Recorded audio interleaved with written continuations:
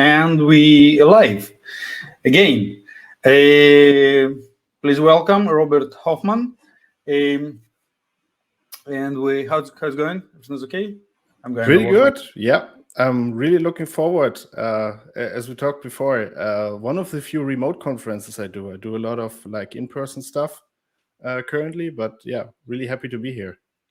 Great. By the way, I'm asking almost everyone, what is the background? It's real or it's fake? This one, it's completely fake. No, it's actually my office. It's real. I really read all those books. You can trust me. Seriously? Oh, so many books. Yeah. Okay. I'm old. It's not a lot of books. Is there, the Anna Karenina there or something I see? Or sorry, so I think up there's some Linux stuff, some JavaScript stuff, some voice over IP telephony, because I did this before.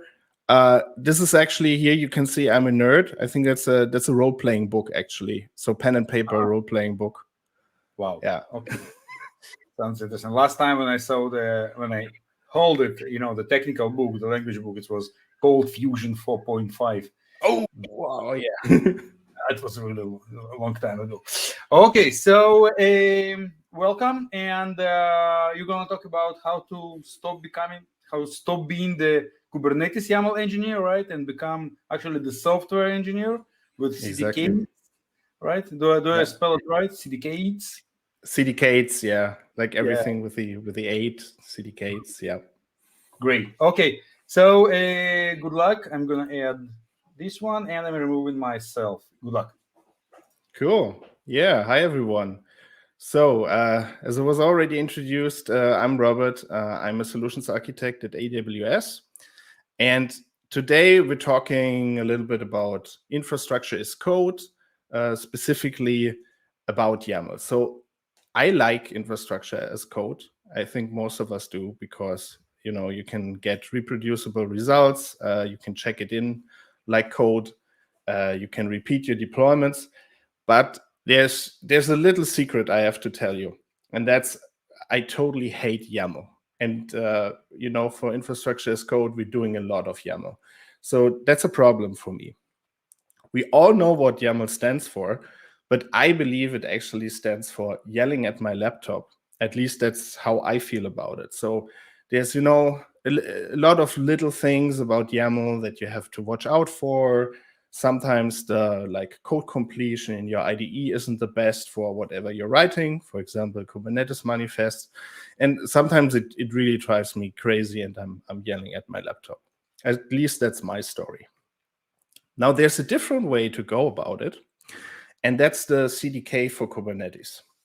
And CDK stands for Cloud Development Kit. And it is an open source, multi-language software development framework where you can model your Kubernetes resources as reusable components in real code.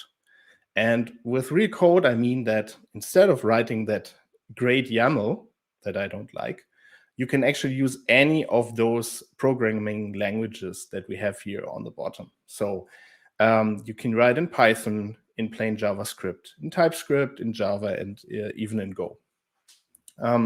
Now, when you do that, instead of writing that YAML, you now have basically an application with some code, and that code is then actually turned into the configuration. So, for example, into the Kubernetes manifest. So the YAML is still there, but the good thing is you don't have to write it. Actually, CDK is doing that for you. And that's what I like a lot. And in turn, now that we're programming, we gain a lot of benefits. So for example, we can do all the things you can do in code to make it cleaner. You have less copy and paste, for example. You can segment your stuff. You can write smaller functions. You can create your own constructs or your own classes to encapsulate certain behaviors. So all the things we like to do to our code to make it more readable, more usable, we can now do that because now we are configuring our deployments for Kubernetes in code. As I said before, there is still YAML. So CDK8s is generating that YAML for you.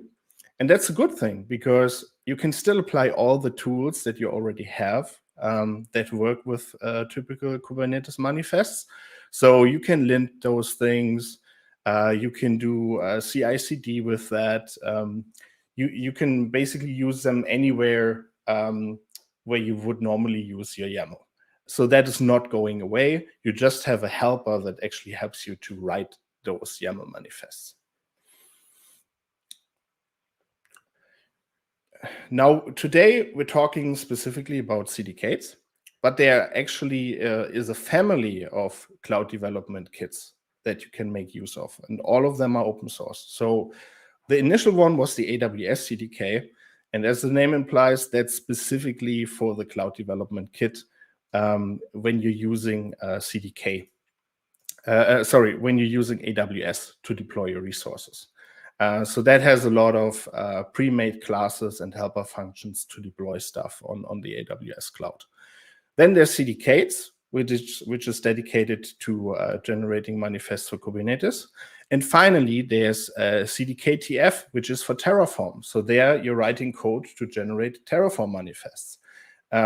And we're actually doing this together with HashiCorp. So there's even some direct support from them as well.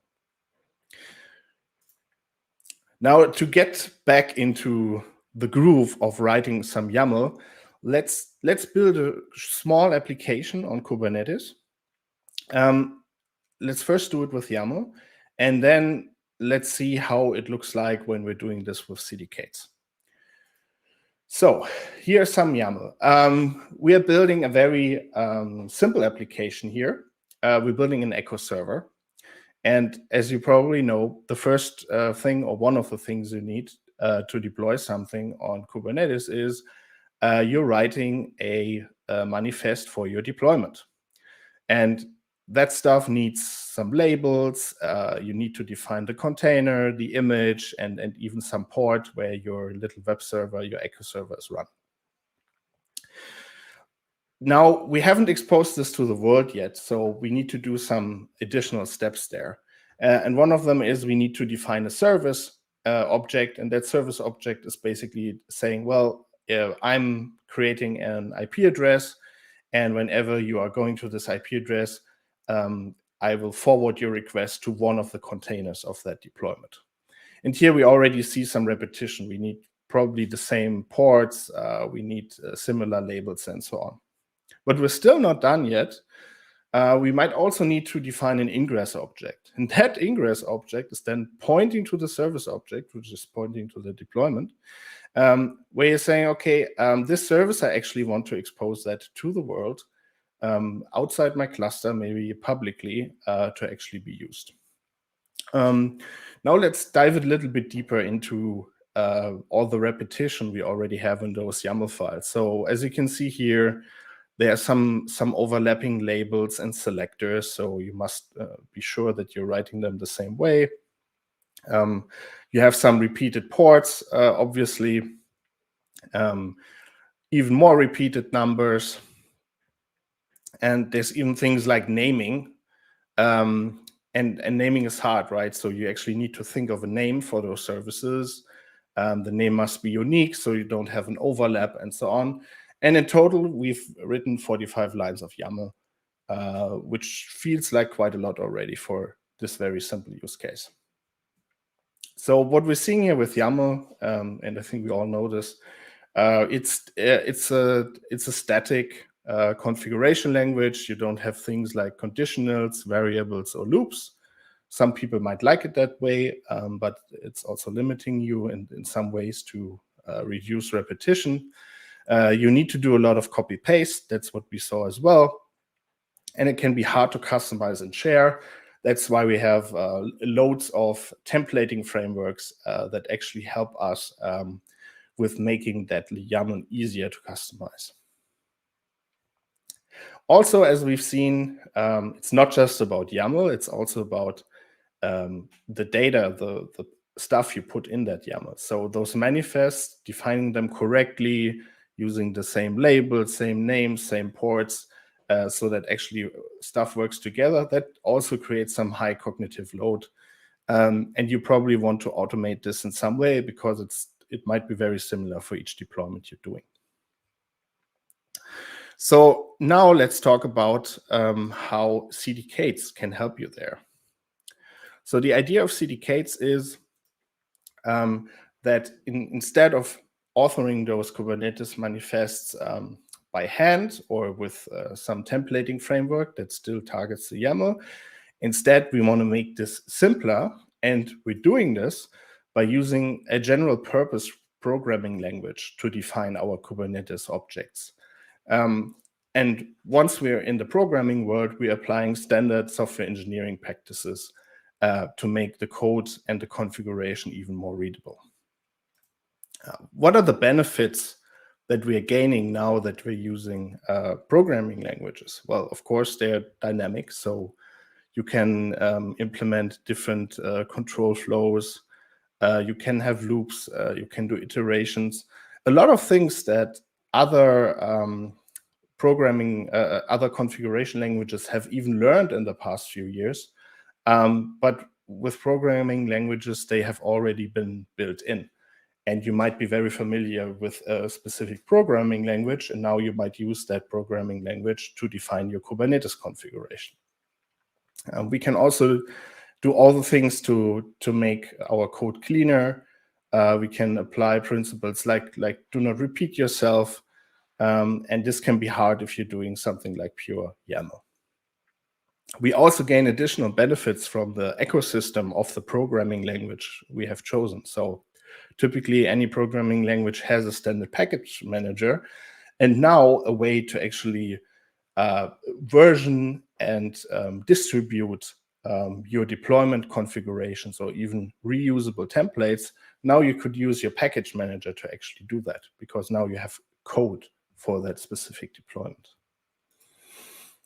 And finally, we can do abstractions, which is, of course, the practice of taking a certain workflow, a certain process, certain configuration that you see repeated a lot of times, and then you're basically creating some kind of wrapper around it, like a class where you are building those best practices, those repeatable elements into, and then other people can reuse that without reinventing the wheel.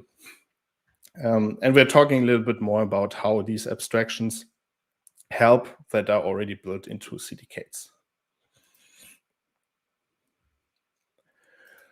So how does it actually look like to work with CDK8s? Let's go through a little example so that you get a feel for it. So first of all, CDK8s comes with a CLI. And because the source of CDK8s or of all CDK projects is JavaScript based, you're installing this through the Node package manager.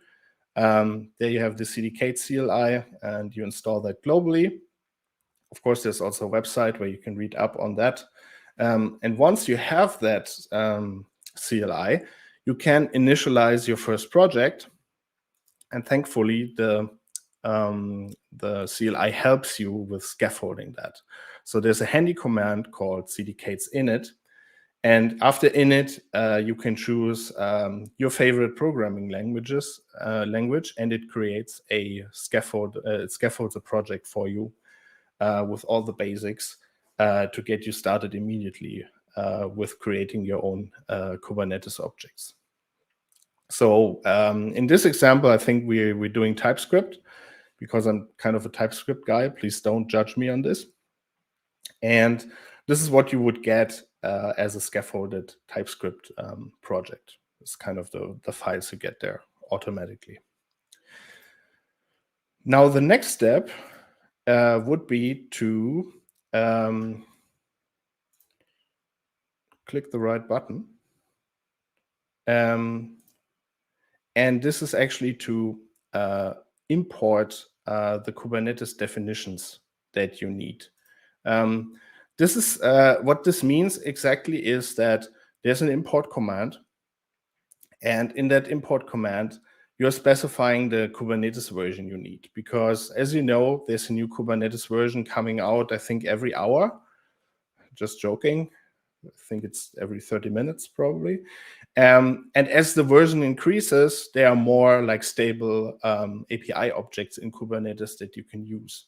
So in order to make CDK8s aware of that, one of the first things you do is you are importing the version of Kubernetes you want to code against or for which you want to deploy. And this is done with this handy command where you just say import K8s at whatever version of your cluster has, for example. Once you do that, you have the basic building blocks. So you have effectively classes and functions for all the base API objects of Kubernetes.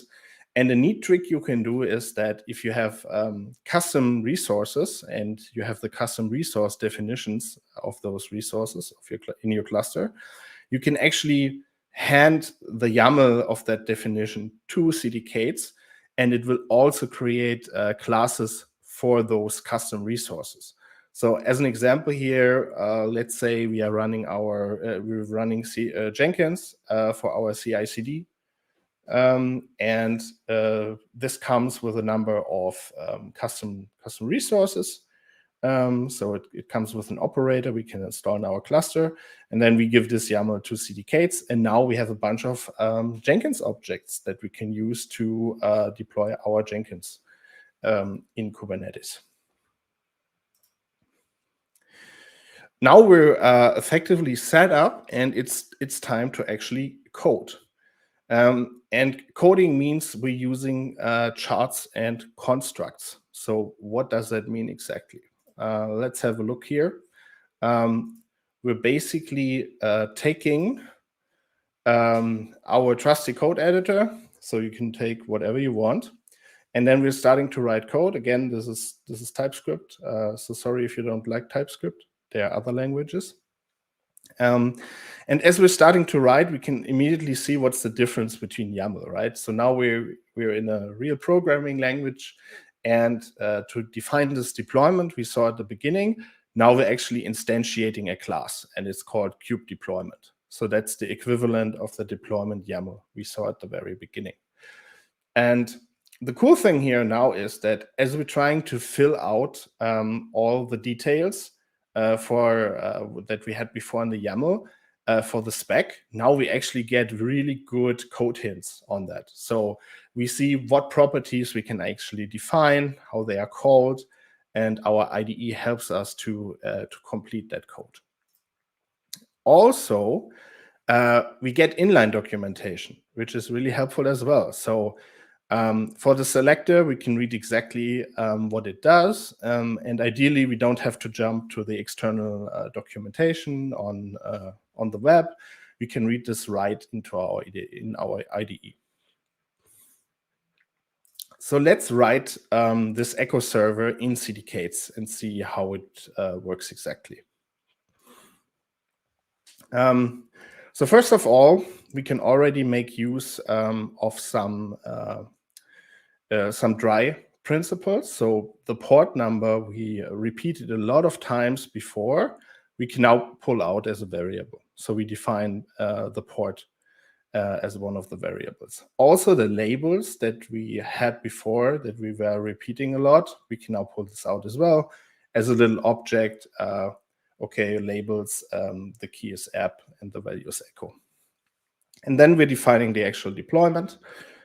So there, this looks a little bit similar to the YAML, but keep in mind that we basically had help filling out all those keys and values because we had that that code completion in our IDE.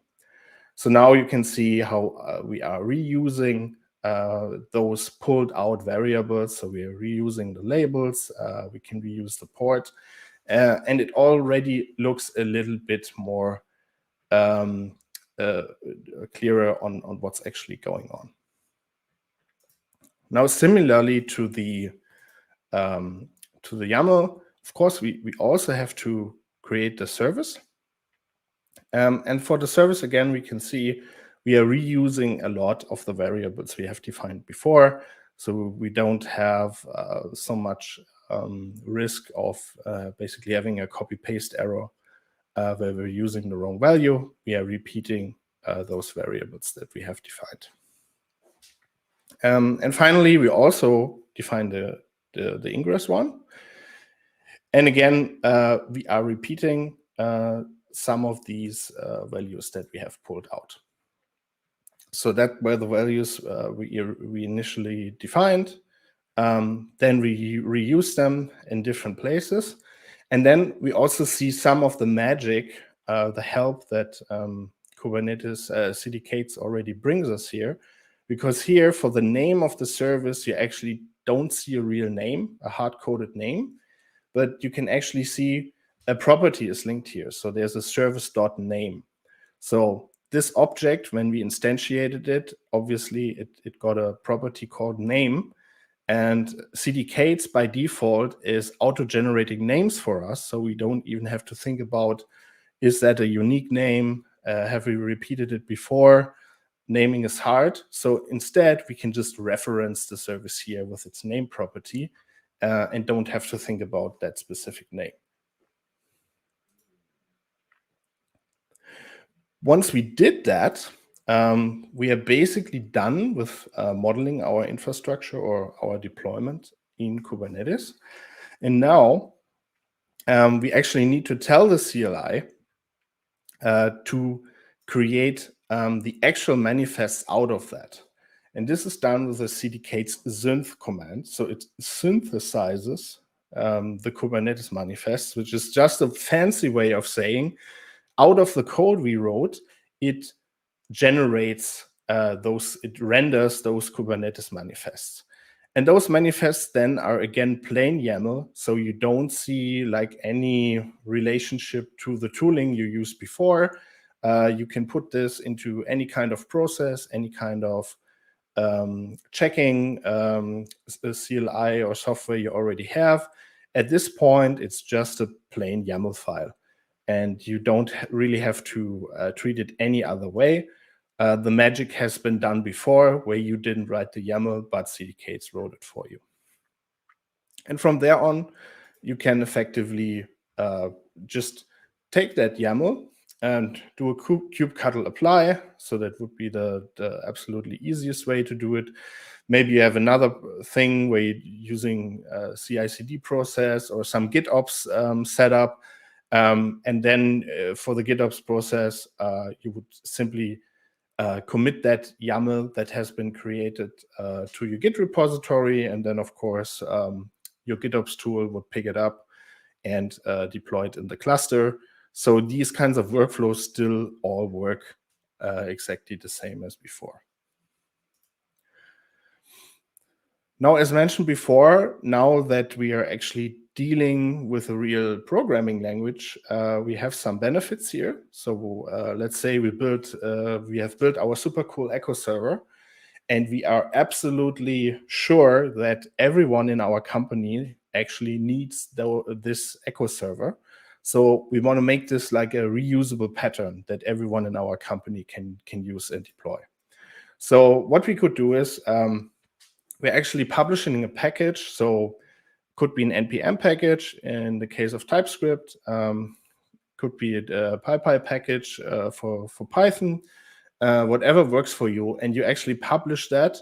And this, of course, could be an artifact repository within your company, so you don't have to make it public. Could just be something that you can use within your private environment, within your company environment. And then other people can use it. And all the typical workflows you would have around offering a package, like creating issues around it, releasing new versions, all of that you can basically now steal from how to develop, publish, and improve software, because now it's a piece of software. So that's a cool thing you can do to actually share the stuff you've built with others.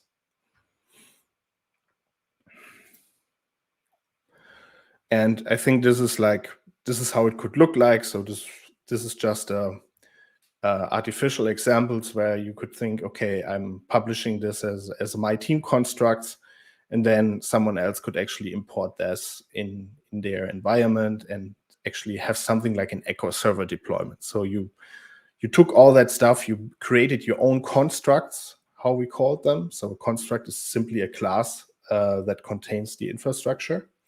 And now this construct class echo server deployment is available to others, and they could instantiate it to basically get the whole thing you have created before. Maybe you add some configuration parameters and so on.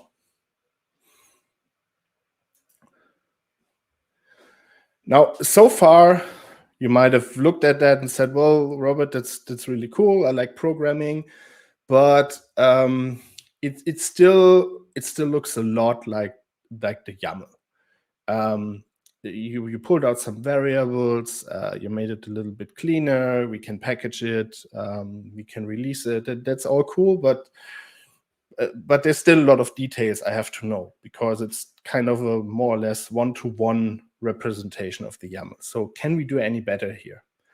And that's where CDK8s Plus comes in. And to explain what CDK8s Plus is, we first have to talk about those construct levels.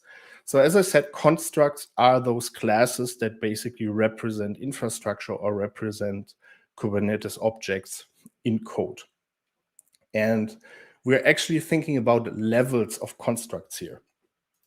So the level 0 construct, these are very simple objects with common functionality. You know, how does an API object in Kubernetes actually look like? Because they all have some predefined structure. And then there's a higher level construct. So the level 1 is actually those automatically generated constructs which come from the base Kubernetes API. So for example, the Kubernetes deployment. And these are the ones we have worked with before in this presentation, where it's more or less a one-to-one representation of the manifests, but with some added sugar. But then we can go beyond that, and we can use abstractions. And these are part of K plus of CDK8s Plus. So this deployment is now an abstraction of the standard deployment of Kubernetes, and it actually takes a lot of best practices, a lot of convenience functions, a lot of sane defaults, and already codes them into the class that you are then instantiating. So these are handcrafted high-level APIs that try to make it easier for you to get a fully working deployment in Kubernetes without knowing all the details about all the Kubernetes objects you need. And how this looks like, again, for this Echo server, we will see in the next slide. And that's effectively all that we need to know here. So again, we're defining the port, and then we're using this magic class of CDK8s Plus, which is the K plus deployment. And now you see our definition is much shorter, because the only thing really we have to define is what's the image, what are the arguments for our image, and what's the port. And then we have a nice helper function on that deployment object we just created, which is called expose via ingress. And it does what it says. It exposes the deployment with ingress. We're just giving it the minimum needed parameters, which is what's actually the path for that ingress, and what's the path type of that ingress we want to use. So in this case, it's prefix, which is saying, well, when we are calling any URL with /hello, we actually want the request going to this deployment. And this is effectively everything.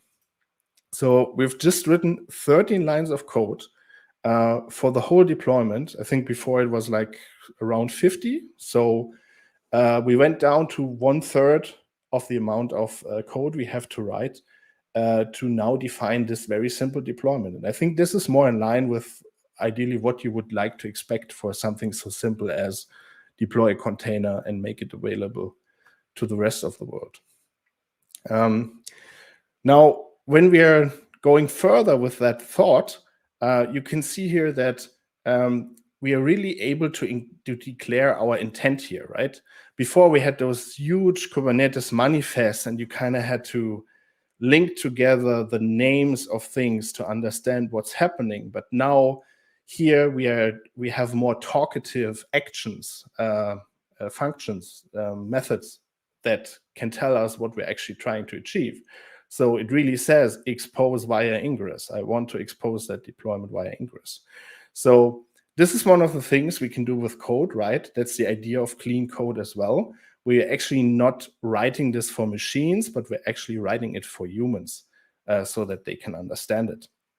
And just as a refresher here, I think this is one of the quotes that a lot of you have probably seen and read when the people around the clean code book try to capture what's actually the idea of clean code. And the idea is that it should be understood easily by everyone on the team.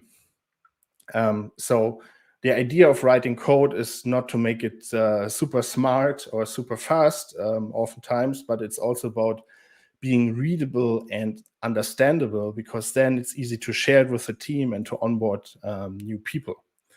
And that's actually what CDK8s can help us with here, because if we look back at this K plus CDK8s plus definition, it's rather short, and it tries to tell a story, right? We're creating the deployment, and then we expose it via ingress. So it's much easier for a human to understand what is going on here.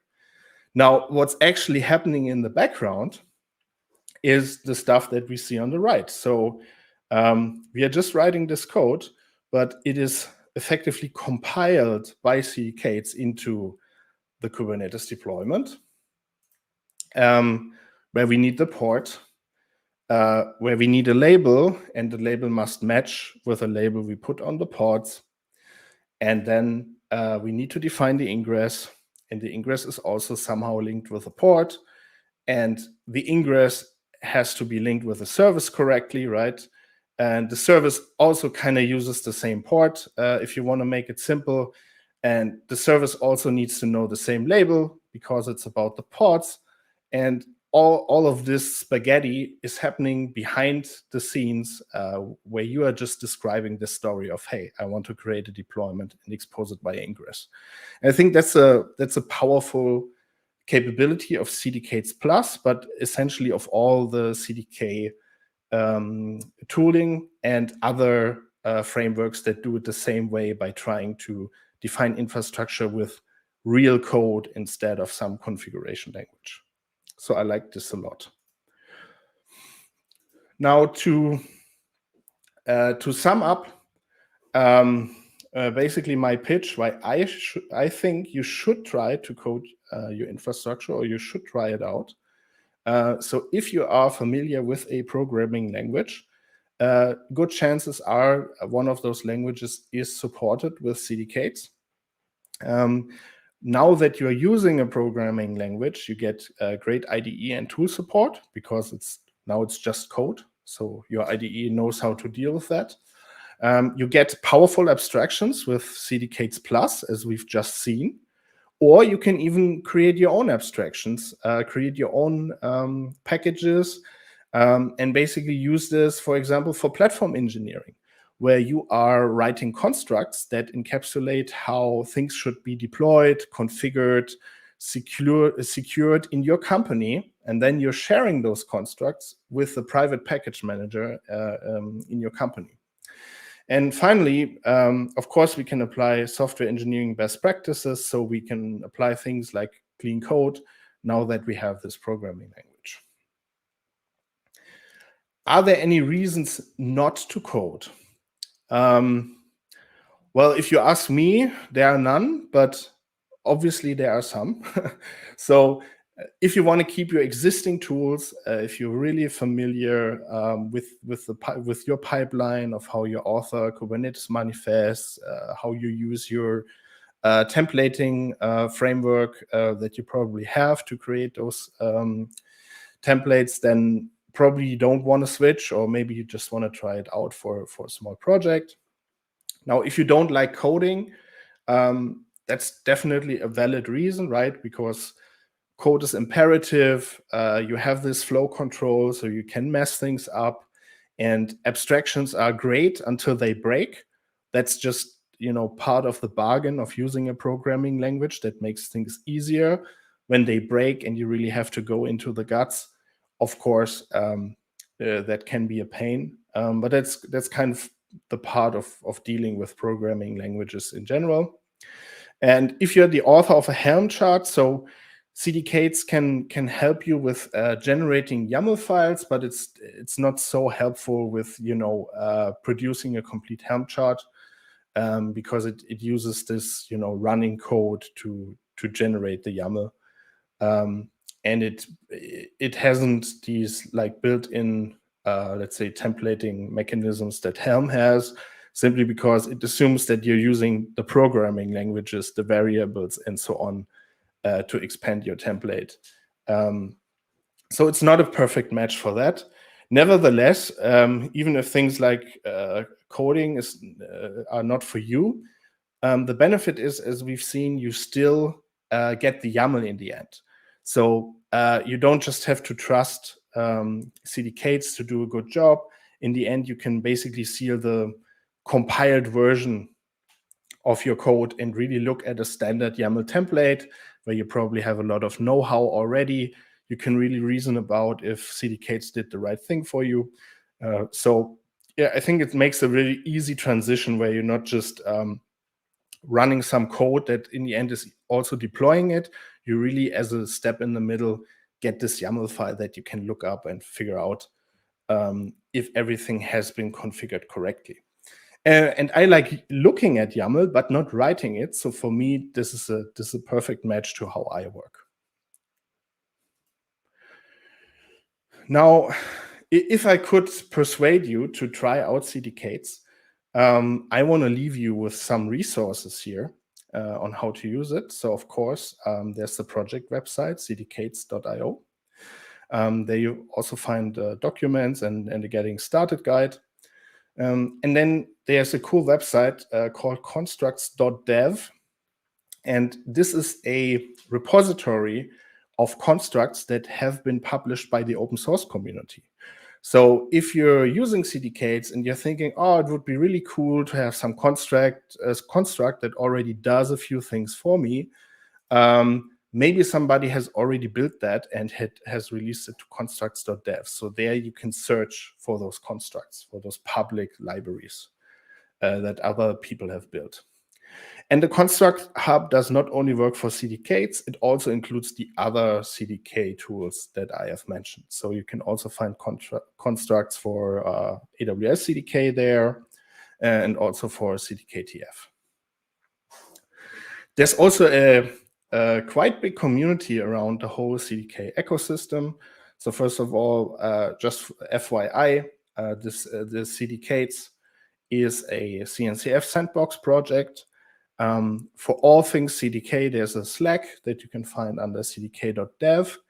And then there's a really cool annual community event for the whole CDK ecosystem, and that's the CDK Day, where this is held completely by the open source community. It's actually not managed by AWS. And there people show all the cool things they have built with CDK8s, CDK-TF, the AWS CDK, and even some other tools that are now building on top of CDK and making it even more convenient to deploy stuff in the cloud or the cluster. So with that overview, I hope you can now understand why I like CDK8s a lot, to get YAML generated instead of writing it on my own. And yeah, I would urge you to try it out in a little project. And I would be really happy if you can give me some feedback on that. So you can find me on LinkedIn or Twitter. I would love to know what you think about it. Thank you very much. Thank you, Robert. Let me move. We already have quite a few questions. So let's start. We don't have enough time. Let's start with the first one. What are some of the key challenges one might face when moving from YAML to CDKs, and how you would recommend overcoming them? So I think, like with most kind of migrations, things like that, bad idea is always to try to move everything at once, like doing the big shift.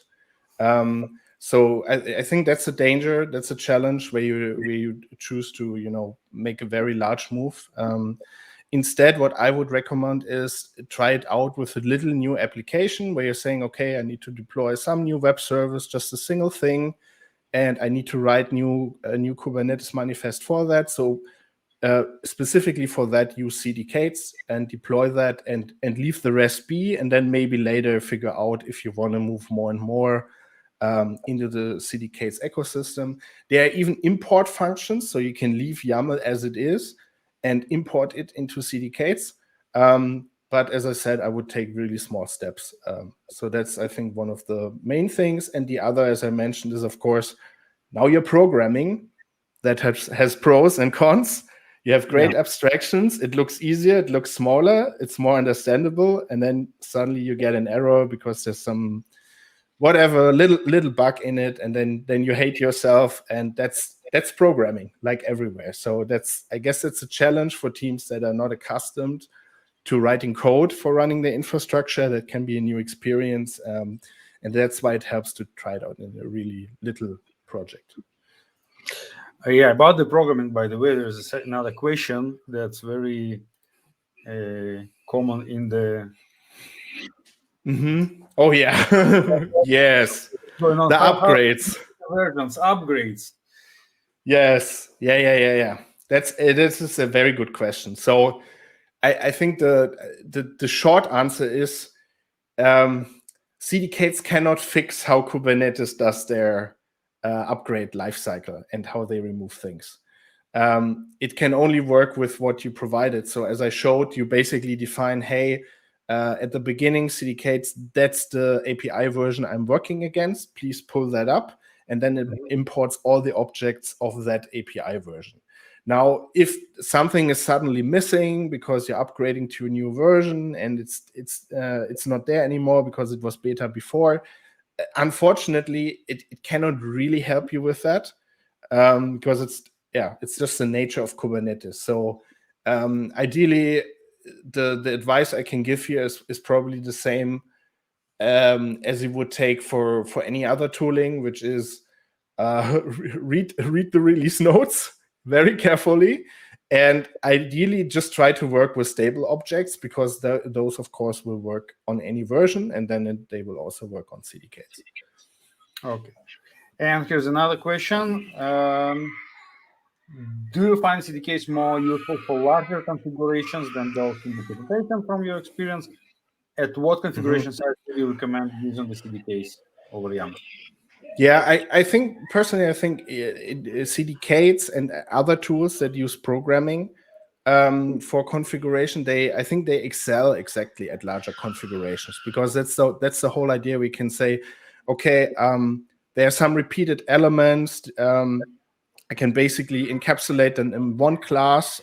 So I can write another main file that's smaller, where I have really speaking class names, so someone can read exactly, oh, okay, there he's just doing the echo server thing, or the create deployment with ingress thing. So it's really easy to understand. So I think this is exactly where these kinds of approaches help a lot, because by code you can make it easier to understand the top level and then dive in. So I would say the larger it gets, the more value you get out of CDKs. Great. And the last question. Sorry, that might be my son screaming in the background, but he tried YAML, right? It happens. Sure, maybe she tried actually to move from YAML to TypeScript. Exactly. Okay. So it's about the actually very technical question. Yes, support the stateful set, secrets, and other type, or it's all about the deployments only.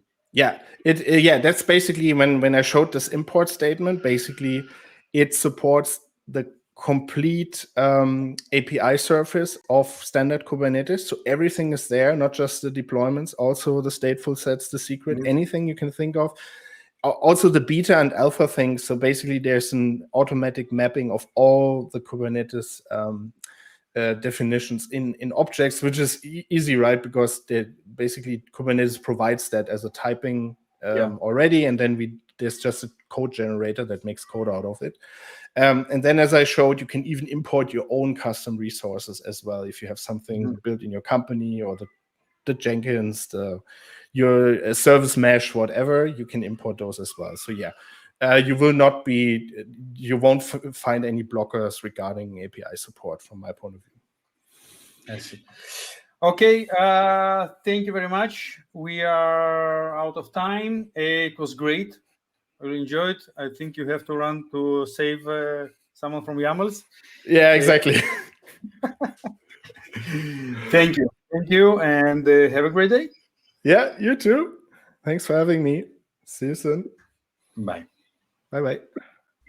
This is all we got. Remember the revolution in our minds. This is all we got. Lock me out of this life institution. I am angry and high on illusions. Yes, I hate, but it's not a solution. Try my best, but I'm just a human. Oh.